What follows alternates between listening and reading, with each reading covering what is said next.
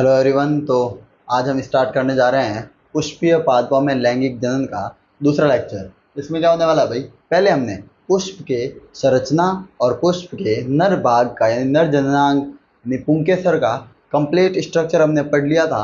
और अब आज अपन स्टार्ट करने जा रहे हैं पुष्प का मादा भाग या जिसे कहते हैं स्त्री केसर। अब तो पुष्प का मादा जननांग क्या होता है भाई, स्त्री केसर, और जिसे इंग्लिश में कहते हैं पिस्टिल। अब जायांग क्या होता है यानी कि गाइनोशियम, हम पहले भी पढ़ चुका है इसको। क्या होता है भाई, स्त्री केसर का समूह, यानी कि जब अगर एक से अधिक स्त्री केसर हो, बहुत सारे स्त्री केसर, तो उसे क्या कहेंगे अपन, जायांग। अब जायांग है वो एक अंडपी या बहुअंडपी हो सकता है, यानी कि जायांग में अंडाशयों की संख्या क्या हो सकती है भाई, एक या एक से अधिक। ठीक है, तो एक होगा तो एक अंडपी और ज़्यादा होंगे तो बहुअंडपी। अब एक नोट लिखा है हमने, बुक की लाइन है कि जायांग अगर बहुअंडपी है और अगर यदि अंडक आपस में चिपके रहता है तो इसे क्या कहेंगे, युक्तांडपी, और अगर स्वतंत्र होते हैं तो इसे वियुक्तांडपी कहते हैं। ये चीज़ हमने 11th क्लास में पढ़ी थी, युक्तांडपी और मतलब वियुक्तांडपी अंडक। अब नेक्स्ट क्या है भाई कि स्त्री केसर के 3 भाग होते हैं, हमने 10th में पढ़ा था। ठीक है, क्या कैसे, इसको अपन यहाँ से रफ कर देते हैं। यस, तो 3 भाग होते हैं। जो सबसे ऊपरी भाग है वो क्या होता है भाई, वर्तिकाग्र। फिर बीच में एक नलिका होती है जिसे कहते हैं वर्तिका, और सबसे एंड में क्या होता है भाई, अंडाशय। सबसे एंड में क्या होता है, अंडाशय। तो देखिए क्या है भाई, सबसे पहले बात करें अगर हम वर्तिकाग्र की, तो स्त्री केसर का सबसे ऊपरी भाग क्या होता है, वर्तिकाग्र। और वर्तिकाग्र क्या करता है, इस पर ही परागकण आकर गिरते हैं या ठहरते हैं, यानी कि यह वर्तिकाग्र है वो परागकणों के लिए मंच का कार्य करता है। किसका कार्य करता है भाई, मंच का कार्य।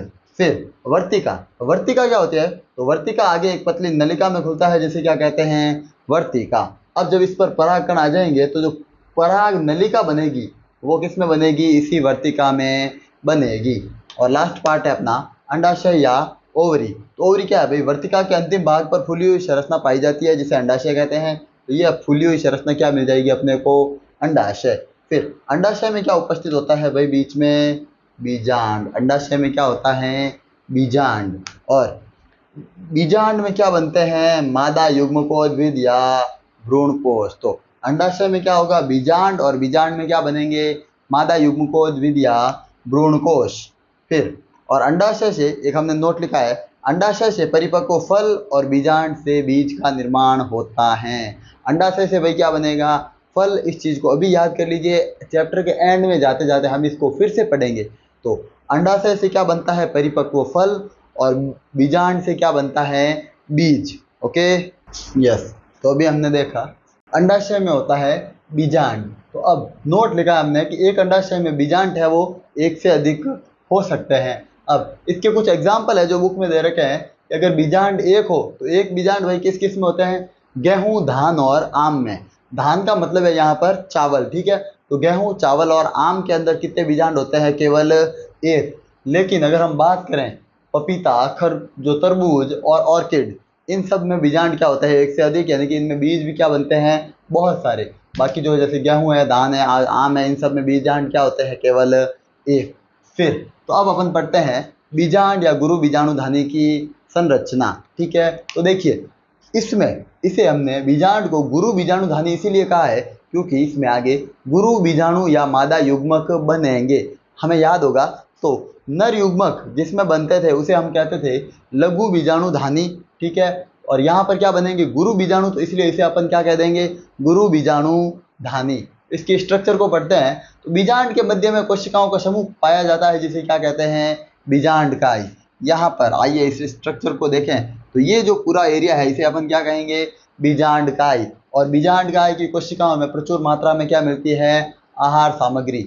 और इसमें इसके मध्य में क्या होता है भाई, बीजांडकाई में भ्रूणकोश। क्या होता है, भ्रूणकोश। ठीक है, याद रखिए भ्रूणकोश है, कोश नहीं है, भ्रूणकोश। ठीक है, और ये भ्रूणकोश ही आगे इसमें ही मादा युग्मक बनेंगे। तो बीजांडकाई के चारों ओर कोशिकाओं से निर्मित अध्यावरण पाया जाता है जिससे कि संख्या 1 या 2। तो अब ये बीजांड का सबसे बाहरी और एक क्या होगा, बाह्य आवरण, और बीच में अंतः आवरण। ये सेम फोटो आपको बुक में भी मिलेगा।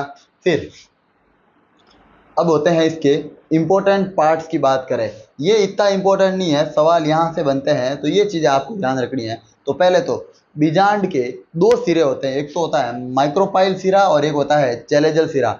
माइक्रोपाइल को बोलते हैं बीजांड द्वारी सिरा और इसे बोलते हैं निभागीय सिरा।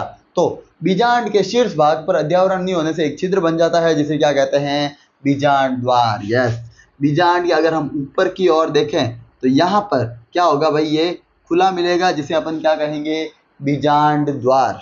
और फिर जो निभागीय शिरा है तो क्या कहे, बीजांड द्वार का विपरीत भाग क्या कहलाता है, निभागीय भाग। ऊपर से बीजांड द्वार है तो या नीचे से क्या हो जाएगा, चलेजल या निभागीय सिरा या निभाग। ठीक है। अब बीजांड व्रंत किसे कहेंगे, बीजांड से एक डंठलनुमा संरचना निकलती है जिसे बीजांड व्रंत कहते हैं। अब बीजांड है जो बीजांड व्रंत के द्वारा ही अपरा से जुड़ता है। यस, ये सवाल अच्छा है कि बीजांड अपरा से जुड़ता है तो किसके द्वारा जुड़ता है भाई, बीजांड व्रंत के द्वारा। और बीजांड व्रंत का दूसरा सिरा है वो बीजांड से जुड़ता है जिसे क्या कहते हैं, नाभिका या हाइलम। यस, जो यहाँ से जो ये जो दूसरा सिरा है जो किससे से जुड़ रहा है भाई, बीजांड से, इसे अपन क्या कह देंगे, हाइलम। ठीक है। तो इसकी लेबलिंग वेरी इंपॉर्टेंट है, सारे पार्ट्स के काम आपको बता दिए, सबकी संरचना आपको बता दी। तो ये संरचना किसकी हो गई भाई, गुरु बीजाणुधानी या बीजांड की संरचना। अब आगे हम पढ़ेंगे बीजांड के अंदर जो भ्रूणकोश होता है उसकी स्ट्रक्चर या संरचना को अब हम आगे पढ़ेंगे। तो नेक्स्ट अपना टॉपिक है भ्रूणकोश। अब हम भ्रूणकोश की संरचना को पढ़ेंगे। तो देखिए भ्रूणकोश में क्या क्या होता है, भ्रूणकोश में 3 कोशिकाएं होती है निभाग की ओर और जिन्हें क्या कहते हैं, प्रतिमुखी या प्रतिव्यासांत कोशिका। और भ्रूणकोश के मध्य में 2 कोशिकाएं पाई जाती है जिसे क्या कहते हैं भाई, द्वितीय केंद्रक। यानी कि 3 कोशिकाएं तो होगी निभाग की ओर, बीच में होंगी 2 कोशिकाएं जिन्हें अपन क्या कहेंगे, द्वितीय केंद्रक। और बीजांड द्वार की ओर यानी कि निभाग की ओर तो होगी प्रतिमुखी या प्रतिव्यासांत कोशिका और बीजांड द्वार की ओर क्या होगी, 3 कोशिकाएं जिनमें से मध्य कोशिका, तो देखिए हमने देखा था फोटो में, बीच में जो नीचे जो 3 कोशिकाएं होती है बीजांड द्वार की ओर, उसमें क्या होता है, 3 कोशिकाएं होती है। ठीक है। तो बीच जो मध्य कोशिका उसे तो अपन क्या कह देंगे, अंड कोशिका। यानी कि बीच वाली कोशिका क्या हो जाएगी भाई, अंड कोशिका। और तथा दोनों कोशिकाओं को क्या कहेंगे, सहायक कोशिका। यानी कि अगर हम स्ट्रक्चर को देखें तो कैसे हो जाएगा, ये बीच वाली क्या हो जाएगी भाई, अंड कोशिका, और साइड वाली दोनों कोशिकाओं को क्या बोल देंगे, सहायक कोशिकाएं। ठीक है। अब नेक्स्ट अपनी टॉपिक है, इसको आगे अपन पूरा पढ़ेंगे, भ्रूणकोश का विकास कैसे होगा। तो देखिए यस, बीजांड, हाँ अब हम पढ़ते हैं आगे बीजांड का परिवर्धन। अब बीजांड का विकास किसे कहते हैं या जिसमें गुरु बीजाणु कैसे बनेगा, चलिए उसको पढ़ते हैं, जिसकी हेडिंग है गुरु बीजाणु जनन। अब देखिए बीजांड और भ्रूणकोश के परिवर्तन की प्रक्रिया को ही क्या कहते हैं भाई, गुरु बीजाणु जनन। यानी कि जब बीजांड और भ्रूणकोश का विकास होगा तब ही क्या बनेगा, गुरु बीजाणु। इसीलिए इस प्रक्रिया को क्या कहते हैं भाई, गुरु बीजाणु जनन। अब देखिए क्या होता है, हमने जाना था कि भ्रूणकोश के बीच में बीजांडकाय उपस्थित होता है और इसमें बीजांडकाय में है वो जो बीजांडकाय में मृदुतक कोशिकाएं होती हैं और उन कोशिकाओं में से एक अर्ध स्तरीय कोशिका, ठीक है, एक कोशिका क्या होगी भाई, आकार में बड़ी हो जाएगी और क्या होगा, जिसका कोशिका द्रव्य गाढ़ा और केंद्र कैसा हो जाएगा, बड़ा। अब ये जो इतनी कोशिकाएं थी इसके अंदर, ये सब क्या है भाई, बीजांडकाय की कोशिकाएं हैं। तो ये इतनी कोशिकाएं हैं, इनमें से कोई भी एक कोशिकाएं रैंडमली क्या हो जाएगी, आकार में बड़ी। यस, जैसे मैंने यहाँ पर इस फोटो में दिखा रखा है, साइड वाली सारी कोशिकाएं छोटी दिख रही होगी आपको, लेकिन ये एक कोशिका बीच में कैसी है, बड़ी। तो इसे अपन क्या कह देंगे, प्रपशु कोशिका। क्या कह देंगे भाई, प्रपशु कोशिका। ऐसा फोटो में भी मैंने लिख दिया है, एक कोशिका बड़ी होगी आकार में जिसे अपन क्या कहेंगे, प्रपशु कोशिका। ठीक है। फिर अब इस प्रपशु कोशिका में क्या होगा भाई, समसूत्री विभाजन, माइटोसिस होगा, समसूत्री विभाजन होगा और जिससे बाहर की तरफ प्राथमिक द्वितीय कोशिका का निर्माण होगा और अंदर की तरफ बीजाणु जनन कोशिका का। अब इसमें क्या होगा भाई, समसूत्री विभाजन, तो जिससे कितनी कोशिकाएं बन जाएंगी, 2। बाहर की ओर जो होगी जिससे अपन क्या कहेंगे, प्राथमिक भित्तीय कोशिका, और अंदर की ओर जो बनेगी उसे क्या कहेंगे, गुरु बीजाणु मात्र कोशिका। यस, क्या कह देंगे भाई, गुरु बीजाणु जनन कोशिका या गुरु बीजाणु मातृ कोशिका। ठीक है, अब ये जो जो बीजाणु जनन कोशिका है वो क्या कहलाती है, बीजाणु जनन कोशिका बिना विभाजन किए ही गुरु बीजाणु मातृ कोशिका की तरह कार्य करने लगती है। यानी कि इस बीजाणु जनन कोशिकाओं को ही अपन क्या नाम देंगे, गुरु बीजाणु मातृ कोशिका। और सवाल यहाँ से बन सकता है कि इस कोशिका की गुणिता क्या है, तो ये कोशिका भाई 2n है, यानी कि द्विगुणित है। और हमने ये जाना है कि जो चाहे हम मानव जनन की बात करें या हम पादप के भी नर जनन की बात करें, तो आगे जब युग्मक बनेंगे तो हमेशा पहली कोशिका बनने वाली कैसी होगी भाई, द्विगुणित या 2n, क्योंकि 2n में ही विभाजन होने से n कोशिकाएं बनती हैं, हम जानते हैं। ठीक है, 4 बनेगी।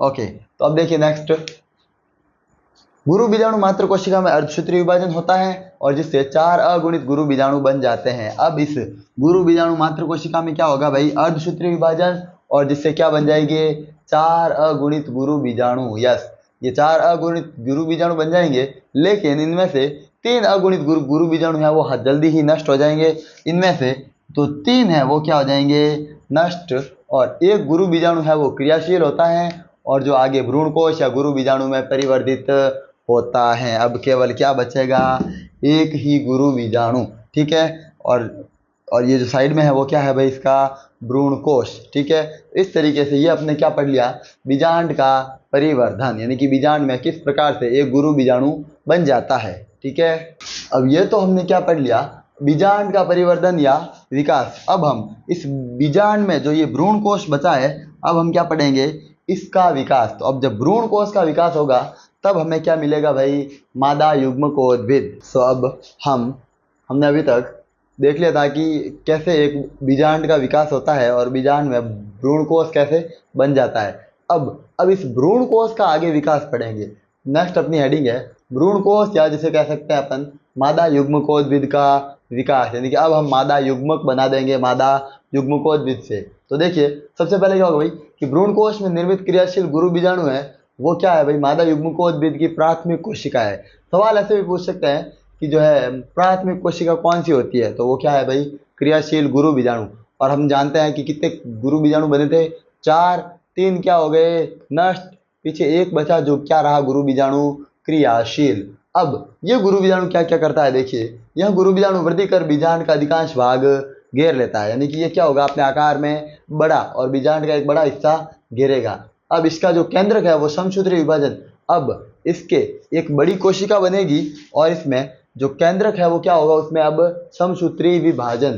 तो देखिए इसका केंद्रक समसूत्री विभाजन द्वारा 2 केंद्रकों में विभाजित हो जाता है तथा दोनों केंद्रक दोनों ध्रुवों पर एकत्रित हो जाते हैं। अब ये क्रियाशील गुरु बीजाणु था, इसके क्या हुआ, इसमें समसूत्री विभाजन और दोनों केंद्रक विपरीत ध्रुवों पर चले गए, एक इधर और एक इधर। अब नेक्स्ट क्या होता है भाई, अब पुनः इन केंद्रकों में समसूत्री विभाजन होता है और 2 से 4 केंद्रक बन जाते हैं, और पुनः चारों केंद्रकों में समसूत्री विभाजन होता है और 8 केंद्रक बन जाते हैं। अब इन 2 में आगे समसूत्री होगा तो 2 से 4 बनेंगे, 4 में आगे समसूत्री होगा तो क्या बन जाएंगे, 8। अब केंद्रक कितने बन गए, टोटल 8। फिर क्या होगा, अब एक केंद्रक है वो निभाग की ओर से और एक बीजांड द्वार की ओर से मध्य में आकर स्थित हो जाता है, जिसे क्या कहेंगे, ध्रुवीय केंद्र। अब एक कोई भी इन चारों में से एक केंद्रक यहाँ आ जाएगा और इसमें से एक यहाँ आ जाएगा, यानी कि 2 केंद्रक बीच में आ जाएंगे, जिसे अपन क्या कहेंगे भाई, द्वितीय केंद्रक या ध्रुवीय केंद्रक। क्या कहते हैं भाई, द्वितीय केंद्रक या ध्रुवीय केंद्रक। अब 3 केंद्रक जो निभाग की तरफ स्थित होते हैं कोशिका द्रव्य का विभाजन करके 3 कोशिका बना देंगे, जिसे अपन क्या कहेंगे भाई, प्रतिमुखी कोशिका। अब 4 में से एक केंद्रक तो बीच में आ गया, ऊपर जो 3 बचे ये निभाग की ओर, उसे अपन क्या कहेंगे भाई, प्रतिमुखी कोशिका। यानी कि निभाग की ओर जो 3 कोशिकाएं बचती है उन कोशिकाओं को हम क्या नाम देते हैं भाई, प्रतिमुखी कोशिका। और ये कैसे बनेगी, कोशिका द्रव्य का विभाजन करके 3 केंद्रक थे वो 3 अलग अलग अब कोशिकाएं बन जाएगी। फिर क्या होगा, 3 केंद्रक जो बीजांड द्वार की ओर थे, अब जो नीचे वाले भी तो भाई 3 केंद्रक थे, तो उनका क्या होगा, स्थित होते हैं वो कोशिका द्रव्य का विभाजन करके वो भी अब 3 कोशिकाएं बना लेंगे, और जिनमें मध्य की कोशिका क्या होगी, अब मध्य की कोशिका थोड़ी सी बड़ी होगी, जिसे अपन क्या कहेंगे भाई, अंड कोशिका। क्या कहेंगे, अंड कोशिका या मादा युग्मक। जबकि अगल बगल की कोशिकाओं को क्या कह देंगे हम, सहायक कोशिका। यानी कि ये आपको जो कोशिका दिख रही है वो क्या है भाई, अंड कोशिका, और ये क्या है, सहायक कोशिका।